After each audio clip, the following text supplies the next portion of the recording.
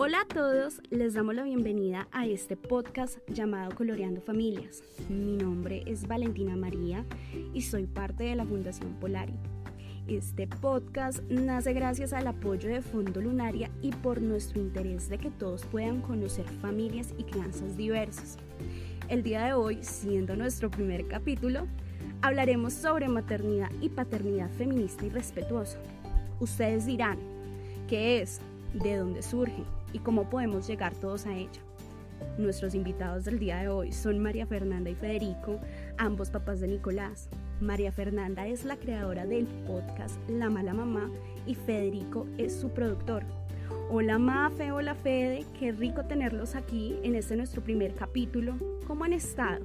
Hola Valen, gracias por invitarnos. Hola Valen, muy contentos de estar aquí en tu podcast.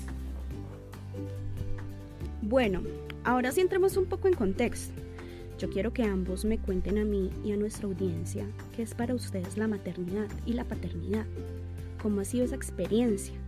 ¿Cómo se han acercado ustedes a esta otra visión de la crianza desde sus experiencias, siendo padres jóvenes y vivenciando una maternidad y una paternidad desde la perspectiva feminista y respetuosa? ¿Qué es todo eso? Yo quiero que aquí podamos entender a qué nos referimos con todos estos términos. ¿Cómo es que ustedes llegan a esto? Cuéntenos. Creo que para empezar a entender qué puede ser como maternar y paternar desde el feminismo, más que entenderlo también en singular, es entenderlo en plural. No hay como una forma de maternar, no hay maternidad, sino que hay maternidades, no hay paternidad, sino paternidades.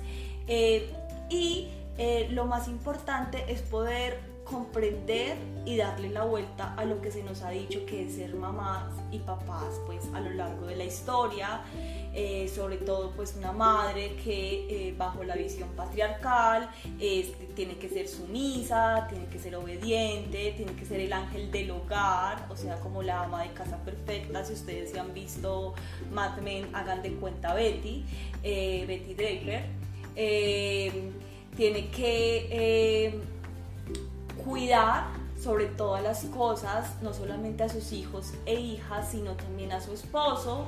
Tiene que ser heterosexual, ¿no? Estamos hablando, eso es súper importante. Cuando hablamos de la maternidad y paternidad patriarcal, hablamos de familias que son pues heterosexuales, biparentales, nucleares y dejan totalmente por fuera como las otras experiencias que hay. Entonces, maternar, por lo menos, pues yo hablo de la maternidad porque yo ejerzo pues el rol materno, desde el feminismo es poder entender como la pluralidad de familias, la pluralidad de formas de maternar y de criar, y sobre todo esto es en clave de diversidad, porque tampoco podemos caer en la trampa de un feminismo único, ¿no? Monolítico, donde solamente hay una forma de maternar desde el feminismo, donde, por ejemplo, que fue por ejemplo lo que pasó un poco en los años, no sé, 70, 80, donde la maternidad feminista, sin que se llame pues maternidad feminista, pero que se vea como la maternidad libre, por decirlo así, era la madre que listo, tenía hijos e hijas, pero los dejaba a cargo de una niñera o en un jardín y salía a trabajar a la semana de haber parido como si nada hubiera pasado, como esta también es una trampa. Eso lo explica Esther Vivas en Mamá Desobediente, una mirada feminista a la maternidad, y es la idea de la supermamá, que es como si los niños y niñas no existieran. Creo que actualmente desde los feminismos se está también reivindicando qué es la niñez, respetando la niñez, entendiendo sus procesos y necesidades y entendiendo que siempre necesitan un cuidador, y que sobre todo las madres, no porque sea la madre en mayúsculas, sino porque las madres normalmente, no todas, pero normalmente pasamos procesos biológicos que también necesitamos recuperarnos, y que es totalmente violento que tengamos que salir como a la semana o en Colombia a los 4 meses actualmente a trabajar. Entonces es poder criticar todo eso, ver la maternidad y la paternidad desde un pensamiento crítico y llegar a diferentes lugares, no tenemos que llegar al mismo lugar todos y todas, pero sí, sobre todo, o sea, yo pienso mucho en la maternidad feminista desde el pensamiento crítico, como la capacidad de poder reflexionar sobre nuestras decisiones. No todas las decisiones que elijamos pues son decisiones libres. Creo que eso es muy importante porque tenemos que entender que siempre estamos como siendo cohibidos por una estructura social, pero en la medida de lo posible que puedan ser reflexivas. No sé, por ahora doy como esa respuesta, si se me ocurre algo, después lo agrego. Claro que sí, lo que se te ocurra. Solo quería agregar algo y es como hace poco escribí un texto que se llama Cómo criar desde el feminismo, creo que se llama así, y alguien comentaba como es que nuestras madres ya criaban desde el feminismo porque salían a trabajar y eran las proveedoras, y creo que hay un malentendido y es como está bien que las mujeres salgamos al mercado laboral, está bien que podamos proveer a nuestras familias, pero no se trata de un intercambio de roles y no se trata de convertirnos en hombres, ¿no? En lo que tradicionalmente es hombre y el pertenecer a un mercado laboral masculinizado. Necesariamente no se trata de eso, sino de entender también cuáles son los problemas del sistema, ¿no? ¿Por qué nos dicen ahora que la maternidad empoderada es la madre, que es la supermamá, la que trabaja fuera del hogar, pero la que llega al hogar y es la mamá perfecta, la que además está perfecta, está bonita, recupera su cuerpo? O sea, son un montón de mandatos que pueden verse liberadores, pero que en realidad no lo son, siguen siendo parte de unos mandatos patriarcales. Entonces, como que entender eso y darle la vuelta a eso, por lo menos como yo lo veo y como yo lo he hecho, es maternar desde el feminismo, por lo menos la forma en que yo decidí maternar. Fede, ¿quieres decir algo sobre la paternidad? Bueno, no, ¿qué puedo hablar sobre la paternidad y la crianza feminista después de esta exposición tan detallada de Mafe? Nada, como puesto en mis palabras de una forma mucho más sencilla, más básica, para mí criar en el feminismo pues es una búsqueda que incluso creo que es una búsqueda social, no debería limitarse solamente a la crianza. Creo que la sociedad debería ser más feminista o buscar serlo, pues en el orden de buscar pues un mundo más igualitario, un mundo que no se apodere del cuerpo de los demás, un mundo que no tome decisiones sobre cuáles son tus formas correctas de ser de acuerdo a tu género. Creo que esos son conceptos que ya están mandados a recoger y que sea por el feminismo o por muchos otros movimientos que se están dando, pues ya todo eso se está cuestionando y de cierta forma se están buscando nuevas formas de vivir, de tener identidad, de entender la familia, de entenderte como individuo. Y entonces creo que la crianza feminista es esa búsqueda, es eliminar lo que es innecesario, lo que creemos que es innecesario, como un montón de conceptos sobre lo que debería ser uno como hombre o como mujer, y simplemente buscar que nuestro hijo, que las futuras generaciones pues no tengan tanto esos sesgos, pues que realmente son cargas que de verdad yo creo que no necesitamos. Sí, en eso lo resumiría.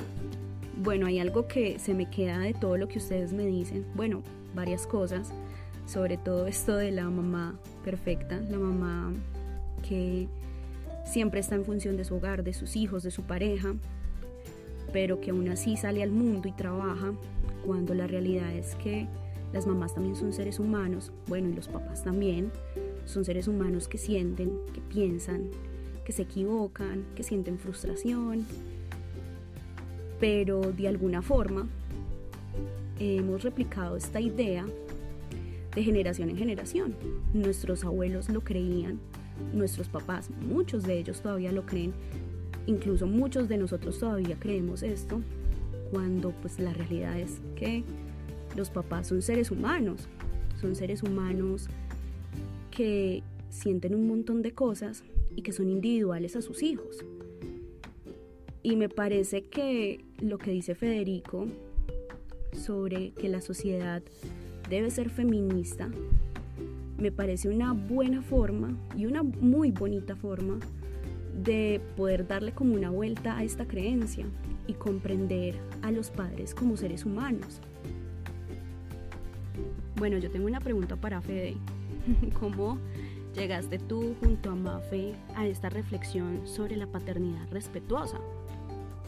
Pues mira, yo diría que llegamos a eso sumergiéndonos en lo que es la paternidad y digamos en todas las vivencias bonitas, pero también traumáticas y violentas que conllevan la maternidad, pues desde el embarazo y desde tener que ir a las clases de cómo va a ser parir, de cuáles son las condiciones y a qué podemos acceder nosotros. Entonces ya desde ahí empiezas mucho a cuestionar el sistema, cómo trata a tu compañera.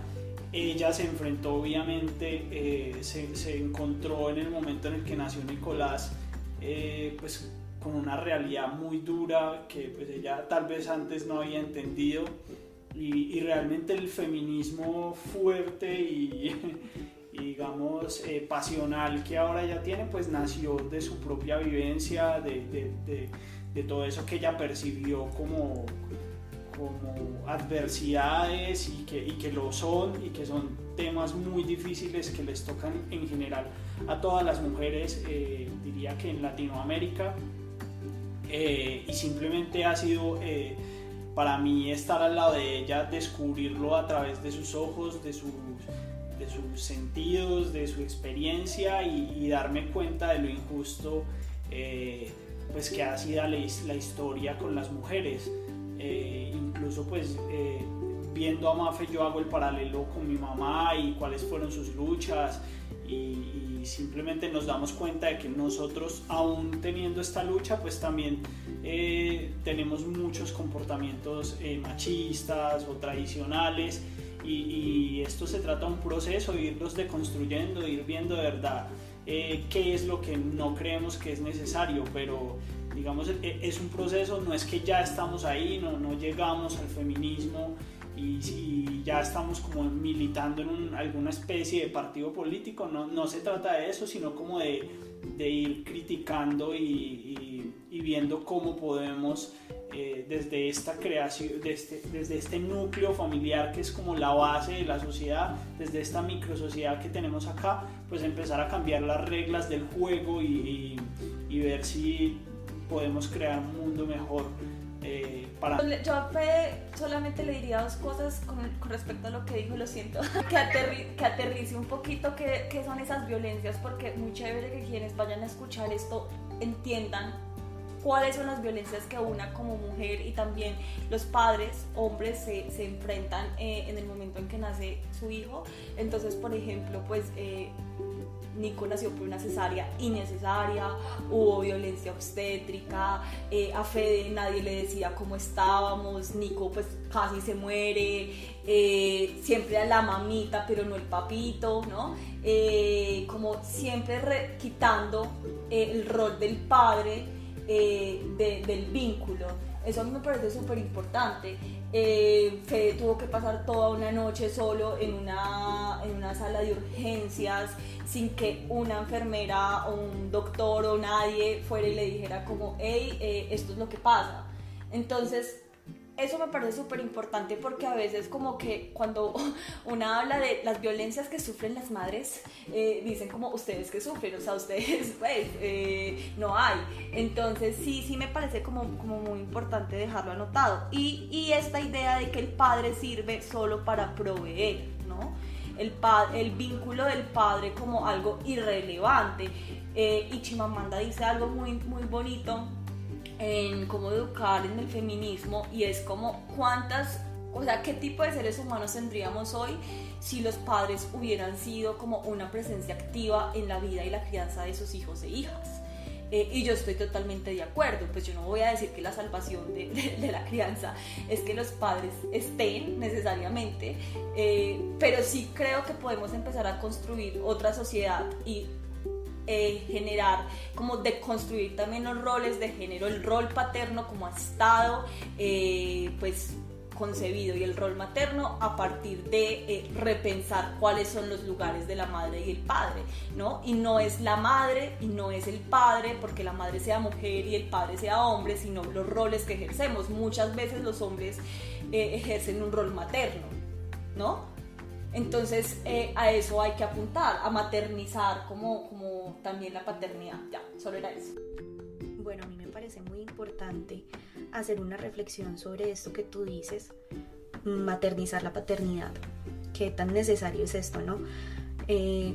Creo que todos, por nuestras crianzas y por nuestras creencias, siempre hemos pensado que el papá se limita a ser el proveedor de la casa, el que sale, trabaja, trae la comida a la mesa, y el que también es la mano dura, ¿no? Porque pues si bien el papá no está presente, o bueno, como esta estructura que siempre hemos tenido de familia, el papá sale, trabaja, no está presente en el cuidado de los hijos, pero al regresar a la casa sigue siendo la mano dura.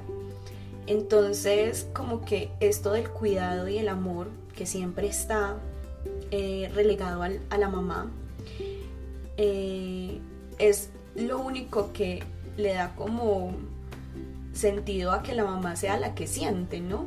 Como que bueno, entonces si ella cuida, ella es la que siente, pero el papá, así sea el proveedor, o siempre haya sido el proveedor, o siga siendo el proveedor, también es un ser humano, también necesita apoyo, también necesita cariño, al igual que la mamá, al igual que la otra figura, porque si bien estamos tratando como de construir o de desarticular esta idea de que la mamá es la que materna, el papá es el que paterna, pero pues la realidad es que puede ser algo intercambiable o puede ser algo que ambos pueden hacer al mismo tiempo o algo que solamente puede ser una sola figura. Entonces me parece muy, muy importante hacer una reflexión sobre todo esto, sobre maternizar la paternidad, ¿no? También entender con un poco más de comprensión o con un poco más de empatía que el papá también es un ser humano al igual que la mamá. Bueno, a mí me gustaría también como hablar de algo que pues yo conozco el término y sé muy bien que tú, Mafe, y Fede también lo conocen. Es un término que se llama maternofobia, ¿no? Que es como si bien lo dice la palabra, es una fobia, pero yo quiero que tú con tus experiencias me cuentes a mí y le cuentes a nuestra audiencia qué es en sí la maternofobia y por qué es como tan importante conocerla y distinguirla para que no sigamos replicándola en nuestro diario vivir y con las mamás y con los niños. Sí, bueno, la maternofobia, como tú lo decías, es muy básico, es esta fobia, miedo, temor, angustia que sentimos hacia la maternidad e incluso hacia quienes son madres y las hijas, sobre todo hacia nuestras madres. Esto también pues, está como el concepto de matrofobia, que es este miedo a la maternidad, pero porque le tenemos miedo a nuestras madres. Eso lo habla Adrienne Rich. Esto es eso es producto de siglos de patriarcado, donde el único valor social que hemos tenido las mujeres ha sido gracias a nuestro sistema reproductor, es decir, a que podemos tener hijos y podemos gestarlos, parirlos y lactarlos y sostener una vida, porque bueno, digamos que esto es muy importante entenderlo, porque lo que pasó con la segunda ola del feminismo es que para poder reivindicar la maternidad como elección se empezó a ir en contra de la maternidad, como si la culpa fuera ser madres, como si la culpa fuera decidir ser madres, y no contra las condiciones en las que maternamos, que creo yo es como el problema. Entonces, obviamente, la capacidad que tenemos de tener hijos ha sido usada como un mecanismo de control por el patriarcado, y se ve cómo se usa para disciplinarnos y para decirnos cómo tenemos que ser y actuar. Es decir, yo tuve a Nicolás y dejé de ser María Fernanda, empecé a ser mamita, ni siquiera mamá, no, mamita, ¿no? Mamita, y a partir de eso te construyen como toda una vida, y todo un deber ser. ¿Qué pasa también ahora? Digamos que toda esa maternofobia realmente yo siento, y aquí me apego también como un poco a Esther Vivas, que fue necesaria en un momento de la historia donde la maternidad era la única forma válida de ser mujer, pero actualmente hay un margen de decisión, ¿no? Y eso es importante también entenderlo como un margen, es decir, hay muchas corrientes promaternales desde el feminismo que dicen que la maternidad hoy es una elección, y no necesariamente, en muchos contextos no es una elección.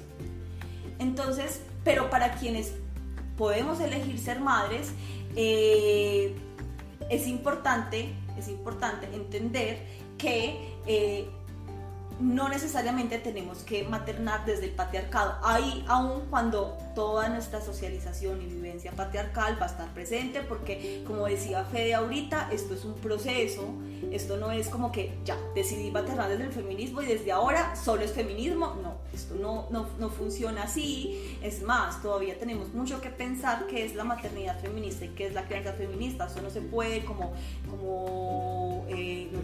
no se puede como definir de una forma estática, pero bueno, volviendo un poco a lo de la maternofobia, no solamente la maternidad pues ha sido como un mecanismo de control, sino como todos nuestros procesos biológicos, ¿no? que es lo que nos hace como distinto al hombre. Entonces nosotras menstruamos, nosotras, por ejemplo, la lactancia, Simone de Beauvoir decía que era la forma más esclavizante de ser mamá, pero pues es entendible, como decía, en ese momento histórico, pero hoy a mí me parece absurdo que hayan feministas que lo vean así. Es decir, la lactancia también tiene que ser una decisión, por ejemplo, y las que queremos lactar tenemos que tener garantizado el apoyo institucional, emocional, familiar, la red de apoyo para poder hacerlo de una forma pues que la podamos llevar a cabo como queremos. Entonces la maternofobia es un discurso súper peligroso, es un discurso donde además no se tiene en cuenta que la maternidad es un trabajo, porque normalmente lo que se dice es que si tú no eres mamá, que si tú eres mamá, entonces ya no vas a poder ser libre y ya no vas a poder realizarte personalmente ni profesionalmente. Y eso es súper complejo, porque es que cuidar, ejercer el rol materno y ejercer el rol paterno es un trabajo que no es remunerado, y que una de las luchas que hacemos las madres feministas es que tiene que empezar a remunerarse, porque es un trabajo muy difícil. Y estamos sosteniendo la vida y estamos sosteniendo las generaciones. Entonces viene de esa idea de que la maternidad pues no es un trabajo, de que los cuidados además son cosas de segunda categoría, que es más importante salir a un mercado laboral masculinizado a que te explote un jefe, ¿no? O una empresa, que es más importante eso que quedarte de pronto en tu casa, cuidando a tu hijo si es lo que tú quieres. Entonces, bueno, y no se hace la pregunta de por qué es tan difícil maternar y paternar en la sociedad actual, sobre todo maternar es más difícil que paternar, pero no se hacen la pregunta de, hey, ¿por qué es tan difícil? No se están haciendo las preguntas de las condiciones sociales tan pobres, tan de verdad paupérrimas, tan humillantes en las que nosotras tenemos que ejercer la maternidad. Sino que se echa la culpa a la maternidad, porque siempre va a ser más fácil decir, uy, no, la culpa es de las madres, usted lo eligió. Y no funciona así. Yo lo elegí, pero necesito el sostén social, y por eso es que lo privado es público, ¿no? Es político, por eso la maternidad, aunque es una experiencia privada, tiene implicaciones sociales y políticas y colectivas. Entonces es súper importante poder entender que la maternofobia viene de ahí, de un discurso pues feminista, viene de un discurso feminista segunda ola, pero que es necesario revisar, y que revisarlo no implica que todas las mujeres tengan que ser madres, y eso es súper importante. Eso es súper importante decirlo, porque no se trata de que, no, pero es que, que una mujer decida no ser mamá, no, y que una venga y le diga, no, pero es que usted lo que tiene son desdén hacia los cuidados. No se trata de eso, se trata de que todas podamos elegir sobre nuestro cuerpo. Y la maternofobia lo que ha hecho es centrar el debate en el aborto y no ir más allá. Entonces, ¿qué pasa con las mujeres que decidimos ser madres? ¿No? ¿Qué pasa después con la violencia obstétrica? ¿Qué pasa cuando parimos? ¿Qué pasa cuando lactamos? ¿Qué pasa cuando tú decides ser mamá? Además entras en el terreno conocido del patriarcado. Es supremamente duro y es supremamente violento. ¿Qué pasa ahí? ¿Cuáles son esas intromisiones a la crianza que son horribles? Entonces es necesario que el feminismo vea la maternidad como un problema, pues no el problema de la maternidad, sino las condiciones en las que maternamos como un problema, para que podamos también darle la vuelta. Y ya.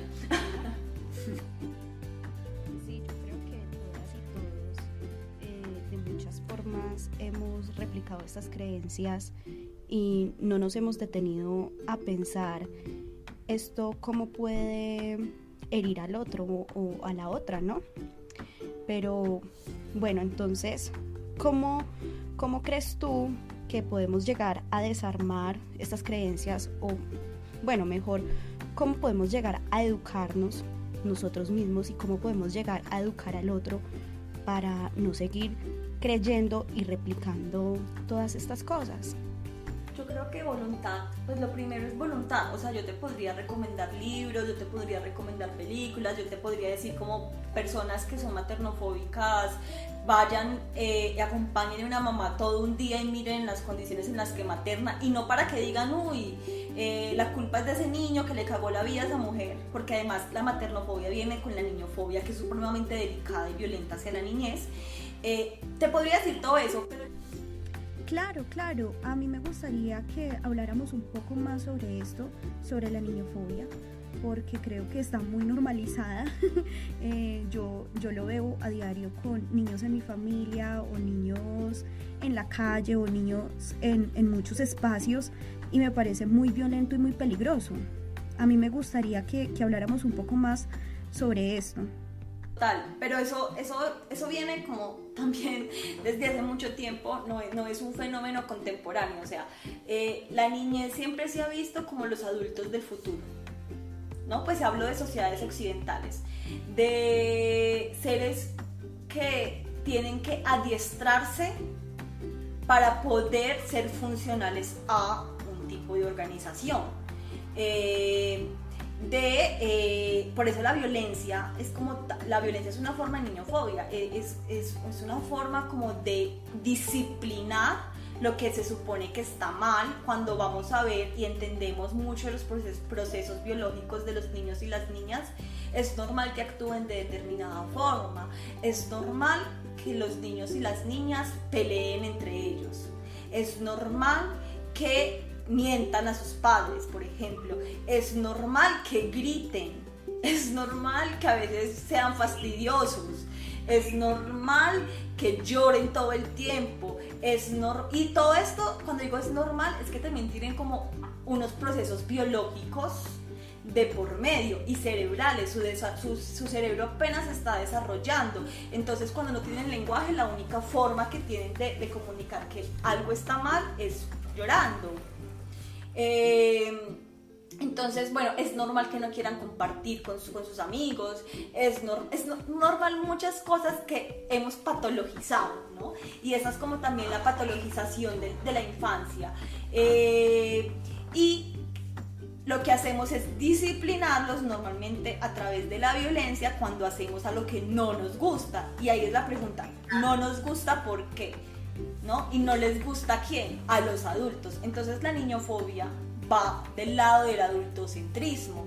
Entonces esto es muy importante porque la maternofobia también va del lado del adultocentrismo.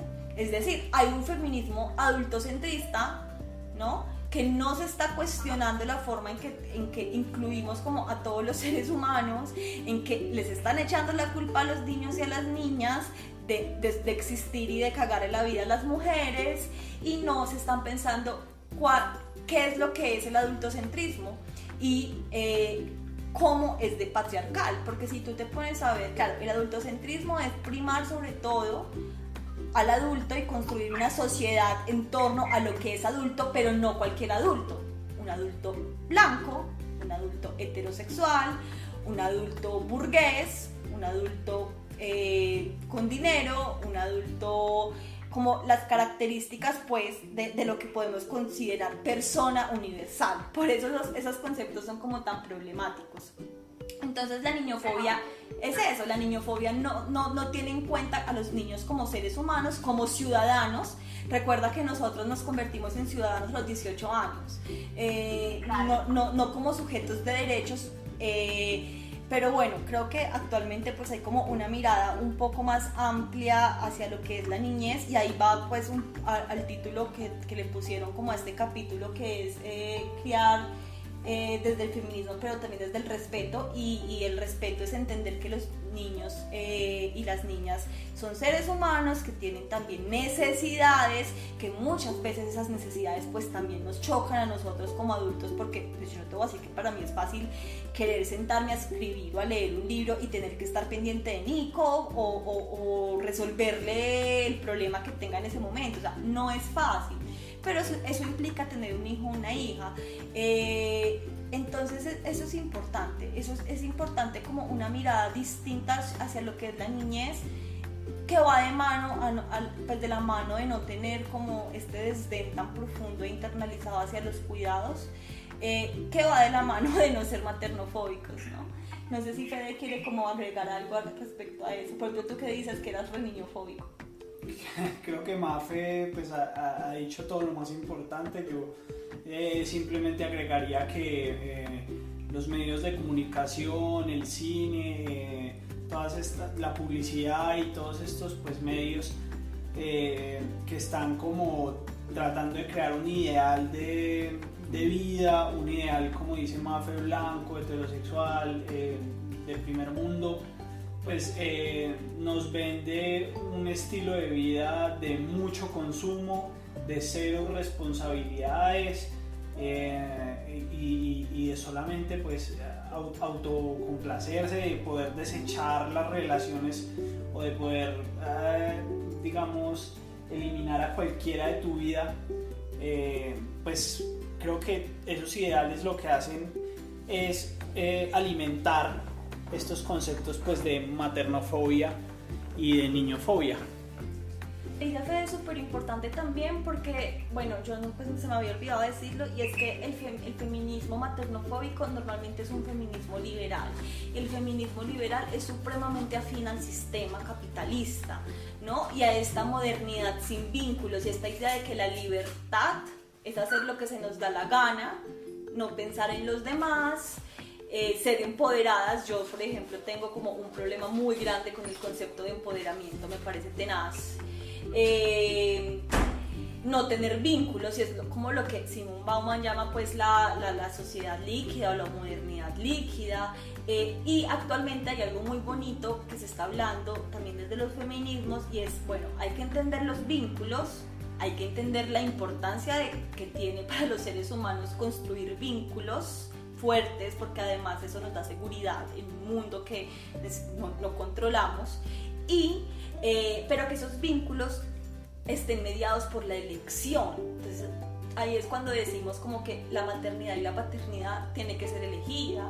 Nuestra pareja o nuestras parejas deben ser elegidas, o estar sola, pues solo entendido como no tener como alguien amoroso, porque pues realmente tus amigas también son compañía, tiene que ser algo elegido. Entonces es repensar, o sea, no es caer en la idea de una vida sin vínculos, porque eso es supremamente individualista y capitalista. Además niega lo más humano que tenemos nosotros y nosotras, y es la vulnerabilidad. y la interdependencia, pero sí construir vínculos, por ejemplo, más sanos, ¿no? Un vínculo entre madre e hijo que no es sano es esta madre que se entrega en absoluto, que se sacrifica y que pierde su individualidad, ¿no? Eso no es un vínculo sano, pero un vínculo sano podría ser, y digo podría porque pues son como las aproximaciones que yo hago también desde mi experiencia. Yo tengo un lugar pues en el mundo desde el que hablo que también es privilegiado y eso hay que decirlo, pero un vínculo sano podría ser poder elegir en qué momentos estar con tus hijos e hijas, ¿no? Poder elegirte también a ti cuando sea necesario. Entonces yo no estoy muy de acuerdo con la crianza respetuosa niñocentrista porque claro, yo critico el adultocentrismo, pero yo no caigo en el niñocentrismo. No estoy muy de acuerdo con el niñocentrismo porque lo que hace es decirle a la mamá normalmente que tiene que estar ahí siempre, siempre, siempre, así en mayúscula, que el niño te necesite, y a veces no es posible, y a veces eso va en contra de nuestros sueños, por ejemplo, nuestros deseos. Entonces yo veo esto como un tire afloja donde todo el tiempo el vínculo es el que tiene que estar en el centro, y esto lo dice una psicóloga muy, muy chévere argentina que se llama Natalia, si no estoy mal, Natalia Ligori. Ella pues tiene un Instagram muy bonito y ella habla de vinculocentrismo. Entonces es construir vínculos elegidos donde medie el deseo, pero que busquemos también como compromisos, porque no podemos caer como en el juego del liberalismo y el capitalismo, que a mí personalmente me parece que es supremamente peligroso. A mí me gusta mucho que estemos abarcando esto desde el adultocentrismo y el niñocentrismo, que bueno, en otras palabras es considerar al adulto el centro de todo y lo otro es considerar al niño el centro de todo. Pero yo creo que todos hemos alimentado estas ideas por nuestras realidades, por nuestras crianzas, pues también por todo lo que nos rodea y nos hace sociedad. Yo creo que todos hemos considerado que el adulto es la única figura funcional en este vínculo, entonces desconocemos los sentires o las necesidades del niño o viceversa, ¿no? También lo que tú dices es muy cierto que caer en esto del niñocentrismo es muy peligroso porque entonces también desconocemos a los padres como seres humanos y como seres sintientes. Pero entonces aquí es donde podemos hacer una reflexión y podemos decirnos y decirle al otro como que no, es que los niños y los padres son humanos, son seres humanos, son seres sintientes, son seres que tienen necesidades diferentes y que las comunican de formas diferentes. Yo creo que también es eso, es ver que ambas figuras son figuras humanas. Sí, y eso es muy importante porque realmente cuando hablamos, por ejemplo, de la crítica que le hacemos a la niñofobia o al adultocentrismo, tampoco podemos caer a decir como, no, es que ahora es que el niño es el que manda, o es que todo ahora tiene que girar en torno al niño, o es que ahora las necesidades del niño son las más importantes para la familia y siempre se tienen que poner por encima.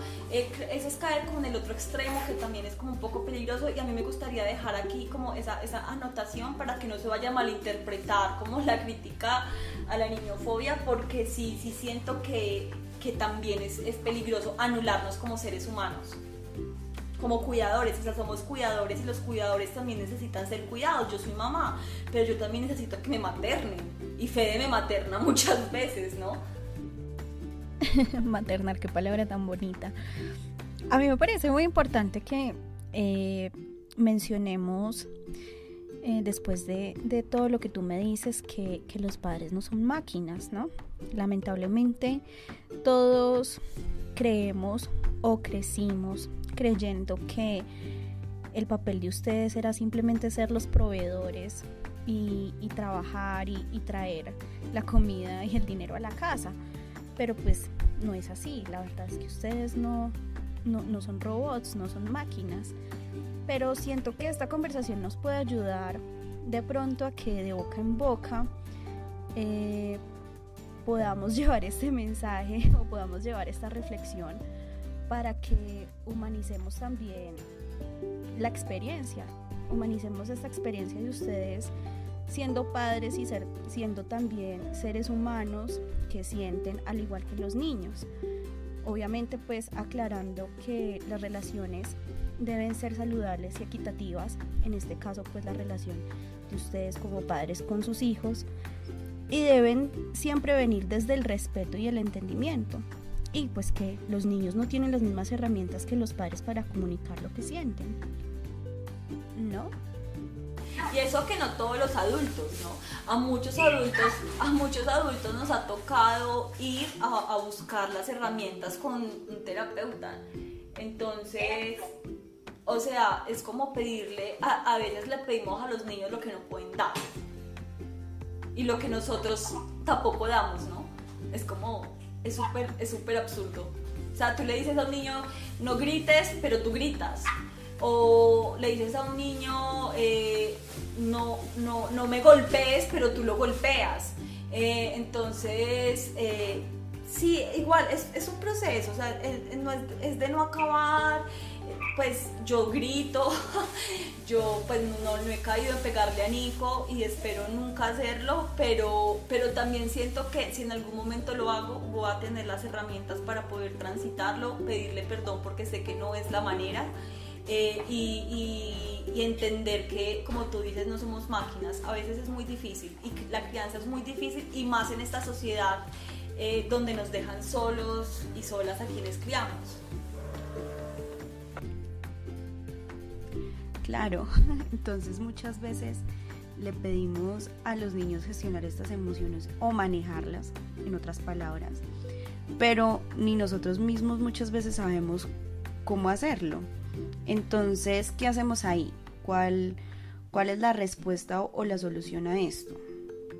Realmente pues es muy difícil porque puedes aprenderte toda la teoría del mundo, puedes ser un experto en crianza respetuosa y lo que sea, y no digo que nosotros lo seamos, pero pues como puedes ver, Mafe sabe un montón y digamos tenemos información para poder hacer las cosas por lo menos de una forma más asertiva, pero siempre igual pues lo emocional es mucho más fuerte y hay momentos en los que te desborda la emoción, donde te desborda por ejemplo un ataque de rabia o qué sé yo, o la sensación de fastidio, porque a veces el niño pues está siendo un niño y está jugando y se está moviendo y no se queda quieto, y nosotros queremos pretender pues que el niño sea como un adorno, que se comporte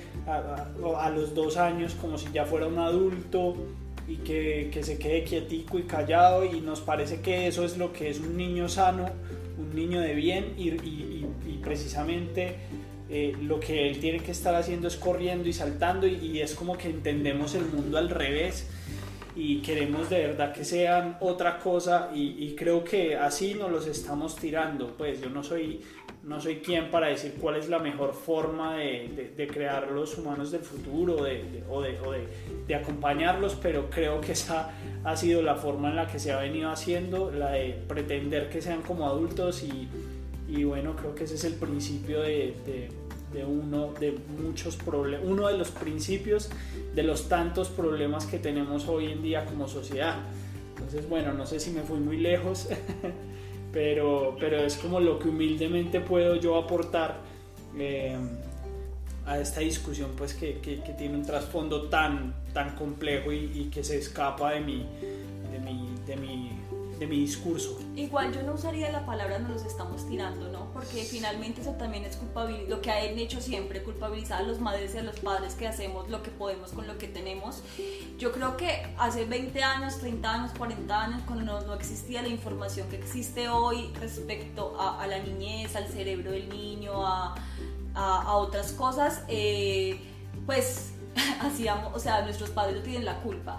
Ahora hay más herramientas, y no todo el mundo tiene acceso a esas herramientas, y eso también hay que decirlo. Por eso no se trata de nos lo estamos tirando, sino, y además porque los niños van a crecer, y los adultos, cuando somos adultos, también tenemos la responsabilidad de hacernos cargo de nuestros traumas o de nuestros conflictos, o de nuestras ambivalencias. Entonces como que no dejar de un lado como la agencia que va a tener ese niño, pero sí hablaría de la responsabilidad que podemos tener como madres y padres de intentar criar una generación menos violenta.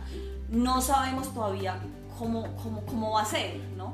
Porque es muy pretencioso decir, no, pues es que yo ya con la crianza que le doy a Nico, como nunca le pegué, entonces él, o nunca le grité, entonces él no va a ser un machito, pues, típico de los que maltratan a las mujeres. Pues yo quiero eso.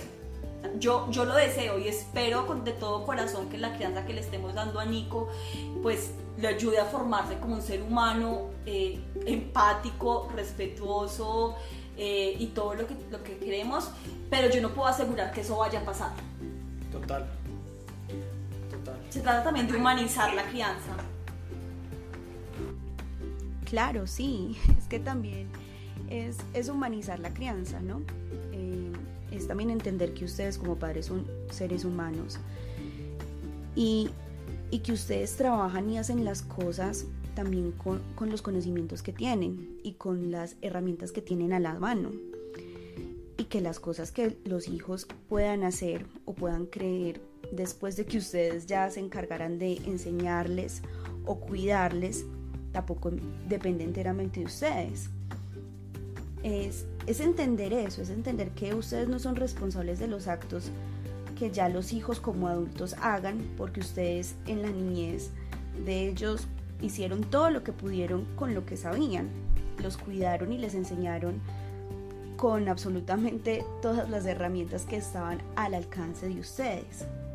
Porque también es que nos hemos acostumbrado, o bueno, lo digo también por mí, o lo digo también por muchas experiencias que he escuchado o he visto con otras personas, que hemos acostumbrado como a culpar a nuestros padres por lo que hicieron, ¿no? Y no nos hemos como sentado a pensar o a reflexionar que ellos también fueron seres humanos, que les tocó vivir un montón de cosas y no tenían más herramientas de las que pudieron haber tenido en ese momento. Y pues como humanos finalmente también se equivocaron. Entonces es como también reflexionar y pensar que ustedes como padres son seres humanos, que se equivocan, que se pueden equivocar, que no son perfectos. Sí, mira, yo quiero agregar algo ahí, y es que precisamente no se trata de echarle la culpa a nuestros padres, y no quiero que la respuesta que di antes se interprete como eso, pero sí es más como una responsabilidad que como adultos en general, como sociedad, tenemos con la niñez. Y es que precisamente estamos pretendiendo que los niños sean un adorno, o solo los vemos como potencial para el futuro, pero no los vemos como lo que son ahora, como seres que se están desarrollando, que tienen sentimientos, que tienen derechos y bueno, todo lo que tú quieras. Entonces es más la visión que como sociedad y como adultos tenemos de la niñez, y qué responsabilidades vamos a tomar con eso, ¿sí? En esto de la crianza hay que tener también de presente la interseccionalidad. O sea, para mí es muy fácil hablar de crianza respetuosa cuando tenemos nuestras necesidades básicas satisfechas y resueltas, cuando tenemos pues, un hogar bonito, decente, cuando somos personas privilegiadas, o sea, con muchas cosas. Pero tú, por ejemplo, ¿cómo le vas a ir a decir, no sé, a una madre que es madre de cabeza de hogar, que tiene 5 hijos, por favor, tienes que darle 1 hora diaria a cada uno de tus hijos al día, porque eso dice la crianza respetuosa, el manual pues de la crianza respetuosa, y sin tener en cuenta que tiene que trabajar 8 horas, que de pronto tiene que movilizarse 4, que tiene que llegar a hacer la comida, que tiene que llegar a lavar la ropa a los niños. O sea, como que cuando hablamos de crianza respetuosa, hablar de crianza respetuosa se despertó nuestro niño, y Fede va a ir a hacerlo, pero pues yo sigo respondiendo. Hay que hablar de interseccionalidad y hay que hablar de quiénes, bueno, somos personas privilegiadas, somos personas que podemos hacer ciertas prácticas, pero que no dejan de ser prácticas, y que no podemos exigirle eso a todo el mundo. Eso me parece a mí fundamental. La responsabilidad no solo es de las madres y los padres, sino de la sociedad. Y la pregunta es, bueno, sociedad, ¿ustedes qué van a hacer o qué están haciendo para ayudar y apoyarnos a sostener estas vidas? ¿No? Porque es muy fácil decir como, mira, tú tienes que hacer tal cosa y ya, o sea, tirar la responsabilidad, pero socialmente ¿qué? Y cuando hablo socialmente hablo del Estado, hablo de instituciones, hablo de los amigos, hablo de la familia, hablo de los conocidos y desconocidos, hablo de todas las acciones que podemos hacer en pro para que el cuidado sea el centro de la sociedad y no la economía, por ejemplo. Mafe, esto es muy importante porque lo que tú dices es muy cierto y es necesario. Esto es de la sociedad, esto le pertenece a la sociedad, porque si bien el maternar y el paternar de puertas para adentro le pertenece a los padres, ¿cuál es el rol de la sociedad en esto entonces? ¿Crees tú que esto sí debe ser algo que le atraviese a la sociedad? ¿Esto debe ser algo que a la sociedad le importe?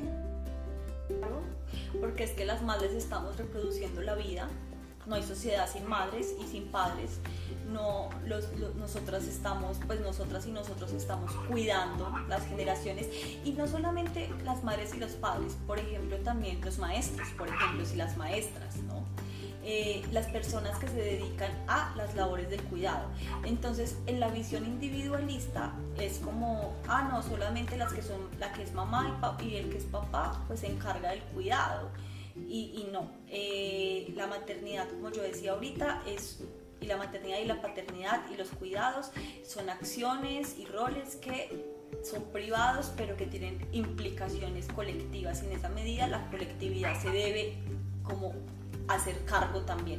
Ahora, cada quien desde su lugar, o sea, no les estamos diciendo que ahora tienen ustedes que venir a, no sé, a darle tetero cada 2 horas a un bebé, o sea, ese no es el punto, sino qué políticas públicas estamos exigiendo para que maternar y paternar no sea tan difícil, para que no tengamos que a los 4 meses, muchas veces, muchas mujeres no queremos meter a un jardín a los bebés a los 4 meses, y nos toca porque se nos acabó la licencia de maternidad, por ejemplo. ¿Qué estamos haciendo para que no tengamos que hacer eso? Para que sea una elección, para que algunas lo hagan y otras no.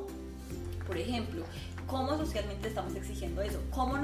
¿Qué colectivos hay también donde no hayan mujeres madres que estén en contra de la violencia obstétrica? Porque es que la violencia obstétrica también es violencia de género, es violencia machista.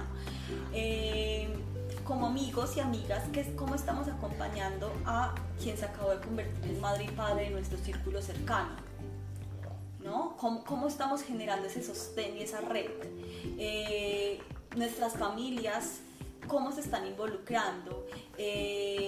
No sé, o sea, cada quien desde su lugar, pero todos podemos hacer y acompañar los procesos de educación y crianza. Ahora, es que la educación también es una cuestión social.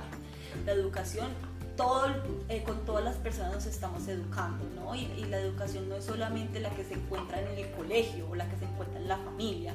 Entonces, creo que es súper importante que entendamos que la maternidad, la paternidad, la crianza, el cuidado, la educación son acciones colectivas, y por ende a todos y todas nos atraviesan de diferentes maneras, pero nos atraviesa. Simplemente no hay generaciones no hay seres humanos sin mujeres que tengamos hijos, pues, o sea, es que... Y mucha gente diría como, no, entonces no tengan más y que se acabe la especie humana. Pues no sé si esa sea la solución, ¿no? Creo que eso también es súper ecofascista. Bueno, yo creo que ya como para ir de pronto cerrando un poco esta conversación muy linda que hemos tenido, una de las conclusiones que esto nos puede dejar es que nosotros también, sin ser padres, podemos hacer parte de la crianza de cualquier niño, y de paso acompañarlos a ustedes como padres, ¿no? Por supuesto, aclarando que todos lo hacemos desde nuestro lugar y desde las cosas que tenemos a la mano. y nuestros conocimientos y nuestras posibilidades. Actos tan pequeños de acompañamiento como una llamada, ¿no? Me parece muy importante que tengamos esto como muy presente, ¿no? Que como sociedad también podemos acompañar y debemos acompañar a los padres. Tengo una amiga que ella se llama Laura y Laura, por ejemplo, cuando nació Nicolás, fue la primera persona que fue a la casa y se quedó con Nicolás para que yo pudiera ir a una cita con mi ginecóloga al mes y medio de que tuve a Nico, por ejemplo. O como a los 2 meses y medio de Nico, fue la persona que se quedó 3 horas con él para que Fede y yo pudiéramos salir a comer, por ejemplo. Fue también la persona que un día se quedó con Nicolás durmiendo toda la noche para que Fede y yo pudiéramos salir a tomarnos algo después de muchos meses, imagínate, o sea, de muchos meses de estar en la casa todo el tiempo. Entonces, son pequeñas acciones, ¿no? Porque claro, tú puedes acompañar, tú puedes contener, tú puedes escuchar, siempre sin juzgar, pero también con acciones pequeñas se puede acompañar. Cuando tú eres mamá, por ejemplo, y estás recién parida, tú no quieres cocinar, entonces llévale un almuerzo caliente a tu amiga. O sea, en serio siento que es muy importante también como educarnos en acompañar a las nuevas madres y a los nuevos padres. O sea, no tenemos ni idea cómo hacerlo y lo que hacemos es terminar dejándolos solos, ¿no? Y siento que ahí también hay un cambio social. El hecho de decidir, por ejemplo, listo, yo no quiero ser mamá, pero entonces me desligo de lo que implica la maternidad, no sé, no creo que por ahí sea el camino. Creo que actualmente se está hablando más de empatía y la empatía también es hacia nosotras, las que maternamos, y hacia los padres que paternan.